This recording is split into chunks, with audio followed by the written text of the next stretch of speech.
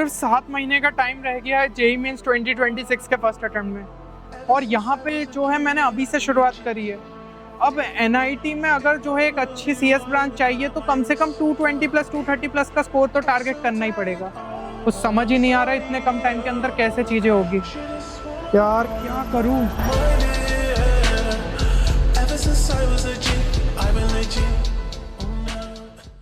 सिर्फ 7 महीने का टाइम रह गया है तुम्हारे जेईई मेंस 2026 फर्स्ट अटेम्प्ट में।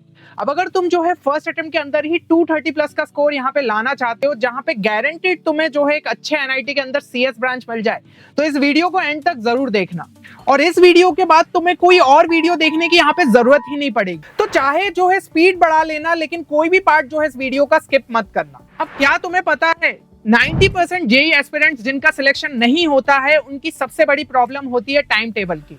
लेकिन अगर तुमने एक प्रॉपर टाइम टेबल अपने लिए जो है तैयार कर लिया, then you can definitely crack the exam. सबसे पहले अगर मैं यहाँ पे ड्रॉपर स्टूडेंट्स की बात करूं या फिर डमी स्कूल वाले स्टूडेंट्स की बात करूं, जिनको स्कूल जाने की जरूरत ही नहीं पड़ती है, तो उनको जो है एक अच्छा खासा टाइम मिल जाता है यहाँ पे प्रिपरेशन के लिए। अगर हम ये भी मान ले कि आपके जो है कोचिंग में यहाँ पे 6 घंटे जा भी रहे, तो भी आपको 7 से 8 घंटे सेल्फ स्टडी के लिए यहाँ पे मिल जाते हैं। तो आपको जो स्क्रीन पे यहाँ पे टाइम टेबल दिख रहा है, उसको आप प्रॉपर तरीके से यहाँ पे फॉलो कर सकते हो, जहाँ पे हर एक चीज मेंशन्ड है कि आपको कितना टाइम जो है किस टास्क के लिए यहाँ पे देना चाहिए। अब अगर तुम क्लास 12th में हो, then you need to work more smartly, क्योंकि तुम्हारे 6 से 7 घंटे तो जो है स्कूल में ही चले जाएंगे। तो ऐसे में जो है अगर हम कोचिंग का यहाँ पे पकड़ भी ले कि 4 से 5 घंटे आपके जा रहे हैं, तो भी 4 से 5 घंटे आप सेल्फ स्टडी के लिए यहाँ पे निकाल सकते हो, जैसा कि आपको इस टाइम टेबल में दिख रहा है। तो अगर आपने चीजों को अच्छे तरीके से गिवन टाइम के अंदर जो है कंप्लीट किया, तो यहाँ पे सेल्फ स्टडी के लिए आपको टाइम मिलेगा और आपका हर एक पोर्शन जो है टाइम पे यहाँ पे कंप्लीट होगा। अब अगर इन टाइम टेबल में आप कुछ मॉडिफिकेशन करना चाहते हैं तो आप कर सकते हैं, बट जो भी टाइम टेबल यहाँ पे प्रिपेयर कर रहे हो उसे डिसिप्लिन मैनर में बस करना। नाउ अगर तुम जो है यहाँ पे 220 प्लस का स्कोर जो है जेईई मेंस के अंदर टारगेट कर रहे हो, तो तुम्हें किसी एक सब्जेक्ट के अंदर कम से कम 80 to 85 का स्कोर निकालना पड़ेगा।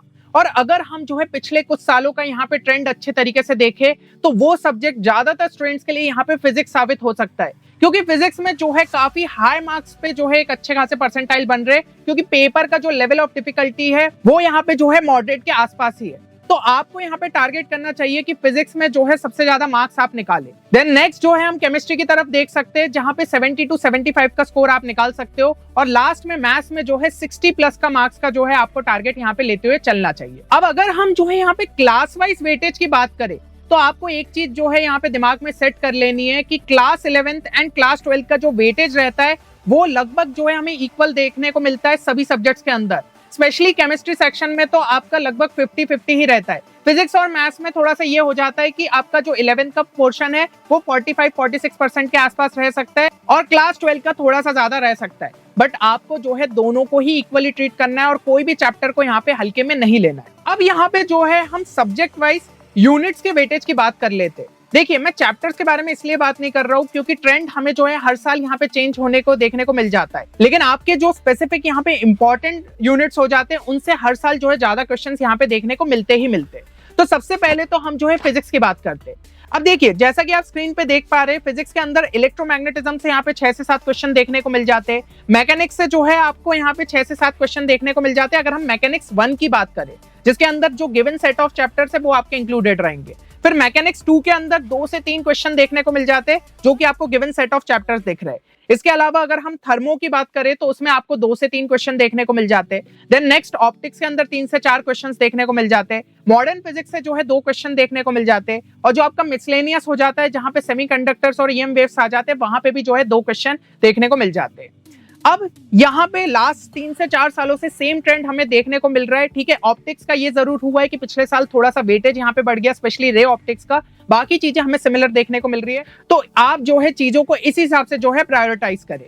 अब हम केमिस्ट्री की बात कर ले, तो केमिस्ट्री में जो है 3 मेजर सेक्शंस हो जाते हैं। First is inorganic. तो इनऑर्गेनिक में अभी 2025 की क्या कहानी रही वो पहले मैं आपको बताता हूँ। 6 से 7 क्वेश्चन हमें जो है देखने को मिल गए। ऑर्गेनिक के अंदर 8 से 9 क्वेश्चन देखने को मिल गए, एंड फिजिकल में जो है 9 से 10 क्वेश्चन यहाँ पे आपको जो है देखने को मिल गए। अब ये जो मेनली यहाँ पे हमें वेटेज देखने को मिला है ना, ये आपका चेंजेस की वजह से हुआ है। क्या हुआ था कि अभी जेईई मेंस के अंदर आपका जो है सबसे पहले तो सिलेबस रिडक्शन हुआ था, जो कि आपको पता होगा कि इनऑर्गेनिक से कई सारा पोर्शन यहाँ पे हटा दिया गया था। उसके अलावा ऑर्गेनिक और फिजिकल से भी जो है पोर्शन आपका हट गया था, तो इस वजह से इनऑर्गेनिक का यहाँ पे वेटेज गिरा था। लेकिन ऐसा नहीं था कि 2024 में भी सेम कहानी थी। 2024 में ये हुआ था कि इनऑर्गेनिक से 9 से 10 क्वेश्चन देखने को मिल गए थे, ऑर्गेनिक से 11 से 12 क्वेश्चन देखने को मिल गए थे और फिजिकल से 8 से 9 क्वेश्चन देखने को मिल गए थे।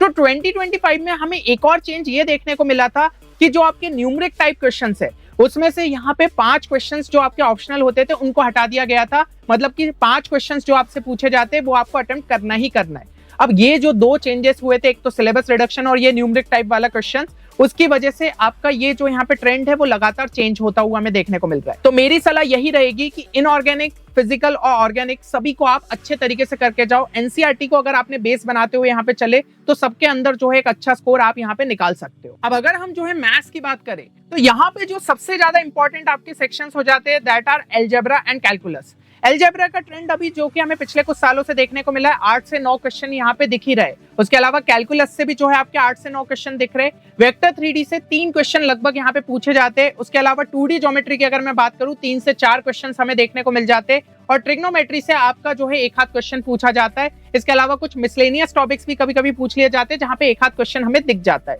तो इस तरीके से जो है हमें मैथ्स का यहाँ पे वेटेज देखने को मिल रहा है। तो आपको जो है प्रायोरिटी यहाँ पे सेट कर लेनी चाहिए कि भाई अलजेब्रा और कैलकुलस तो मेरे लिए सबसे ज्यादा इंपॉर्टेंट है ही, तो कोई भी चैप्टर को इस सेक्शन का जो है नहीं छोड़ के आपको जाना है। यहां तक मेरे हिसाब से आपको समझ में आ गया होगा कि क्वेश्चंस का वेटेज आपको जो है पेपर के अंदर किस तरीके से देखने को मिलेगा।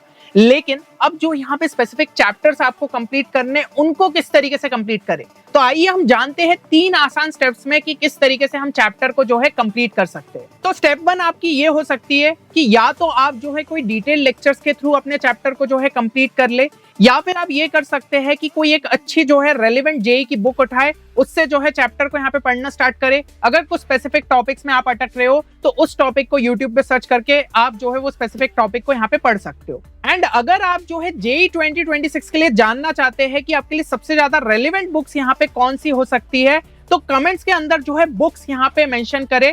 और अगर हमें जो है कई सारे यहाँ पे कमेंट्स देखने को मिलते हैं तो हम जल्द से जल्द जो है ये वीडियो आपके लिए यहाँ पे रिलीज करेंगे। अच्छा, अब जब आप यहाँ पे लेक्चर्स देखेंगे तो आपको जो है 2 चीजों का यहाँ पे खास ख्याल रखना है। सबसे पहली चीज कि अभी जो है वन शॉट्स की जगह आप डिटेल्ड वीडियो लेक्चर्स देखिए, क्योंकि वन शॉट्स जो है लास्ट टाइम पे रिवीजन पे काम आते हैं। यहाँ पे अगर हमें कॉन्सेप्ट्स को अच्छे तरीके से समझना है और आपके पास टाइम भी है तो थोड़ा डिटेल में चीजों को देखिए।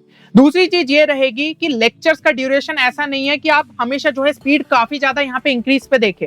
इससे कई बार ये होता है कि हमें जो वो लेक्चर है वो 2-3 बार देखना पड़ जाता है, तब भी हमें चीजें जो है स्किप हो जाती है। तो इससे बढ़िया आप नॉर्मल पे देखो या फिर 1.25x या फिर 1.5x पे अगर आप कंफर्टेबल हो, लेकिन चीजों को एक बार में ही जो है अच्छे तरीके से यहाँ पे समझो। अब जो भी कॉन्सेप्ट्स तुमने यहाँ पे सीखे हैं उनकी तुम्हें अच्छे तरीके से प्रैक्टिस करनी होगी। तो सबसे पहले तो जो है तुम यहाँ पे सॉल्व्ड एग्जांपल्स को देख सकते हो।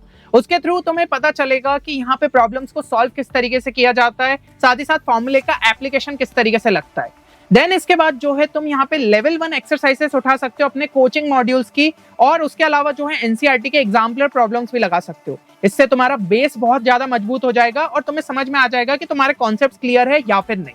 इसके बाद जो है लेवल 2 और लेवल 3 एक्सरसाइजेस के लिए तुम जो है मूव कर सकते हो इन योर कोचिंग मॉड्यूल्स। और अगर तुम्हारे पास कोचिंग मॉड्यूल्स नहीं है तो कोई भी एक अच्छे ब्रांड जैसे कि अरिहंत हो गया, सिंगेज हो गया, इनके जो है सेट ऑफ बुक्स यहाँ पे सॉल्व कर सकते हो। उससे भी तुम्हारी प्रिपरेशन अच्छे लेवल पे यहाँ पे हो सकती है। अब क्वेश्चंस प्रैक्टिस करते टाइम भी जो है 2 चीजों का यहाँ पे ख्याल रखना। सबसे पहली चीज हो जाती है कि हमेशा जब भी क्वेश्चन सॉल्व कर रहे हो प्रॉपर टाइमर लगा के सॉल्व करना। इससे तुम्हारी स्पीड का एक चेक रहता है और तुम जो है उसको लगातार यहाँ पे इंप्रूव कर सकते हो। दूसरी चीज यहाँ पे जो है अगर तुमसे क्वेश्चन एक बार में नहीं बने तो ऐसा नहीं है कि सीधा उठा के जो है सॉल्यूशन यहाँ पे देख लिया। थोड़ा सा जो है एक और बार ट्राई मारो, नहीं बने तो एक और बार ट्राई मारो। इससे क्या है कि तुम्हें समझ में आएगा कि गलती कहाँ पे हो रही थी, और अगर तुमने खुद से ही उसे जो है इंप्रूव कर लिया तो वो चीजें तुम जो है लंबे टाइम तक रिटेन कर पाओ। अभी तक तुम जो है यहाँ पे थ्योरी और क्वेश्चन सॉल्विंग वाला पार्ट अच्छे तरीके से यहाँ पे कर चुके होंगे। अब आता है सबसे ज्यादा इंपॉर्टेंट पार्ट, जो कि हो जाता है एक्चुअल टेस्टिंग का। और ये टेस्टिंग वाला पार्ट जो है तुम पीवाईक्यूज के थ्रू बहुत अच्छे से कर सकते हो। तो यहाँ पे लास्ट 5 साल के जो है तुम्हें जेईई मेंस के पीवाईक्यूज को उठाना है। तो स्टार्ट हो जाना 2020 से, फिर 21 के, फिर 22, 23 एंड 24। 2025 के अभी मत करना, क्योंकि ये लास्ट में तुम as a full length mock test दे सकते हो। जितने भी शिफ्ट्स के यहाँ पे 2025 के पेपर हुए उनको as a full length mock test देना। उसमें तुम्हें कुछ इजी शिफ्ट के भी पेपर्स मिल जाएंगे, कुछ मॉडरेट शिफ्ट्स के भी मिल जाएंगे, कुछ डिफिकल्ट शिफ्ट्स के भी मिल जाएंगे। तो इससे तुम्हारी ओवरऑल प्रैक्टिस काफी अच्छे तरीके से हो जाएगी। एंड प्लीज एक बात का ध्यान रखना कि जब तुम इतना आगे आ चुके हो तो वापसी का कोई रास्ता ही नहीं बचता है। तो पीछे मुड़ के मत देखो और आगे लगातार जो है कंसिस्टेंसी से वर्क करते रहो, रिजल्ट अपने आप निकलेगा। एंड अगर तुमने वीडियो यहां तक देख लिया है तो कमेंट सेक्शन में टारगेट 220 जरूर से लिखना, क्योंकि देखिए एक्सटर्नल मोटिवेशन की तुम्हें कोई भी जरूरत नहीं है, तुम्हें सेल्फ मोटिवेशन लाना होगा। और उसके लिए अपने लिए एक रियलिस्टिक टारगेट यहाँ पे सेट कर लो, ताकि जेईई मेंस के अंदर उस स्कोर तक तुम जरूर से पहुंचो। चलो, उम्मीद करता हूँ कि ये वीडियो तुम सभी के लिए यहाँ पे बेनिफिशियल साबित होगा। मिलते हैं नेक्स्ट वीडियो में, तब तक के लिए take care and good bye.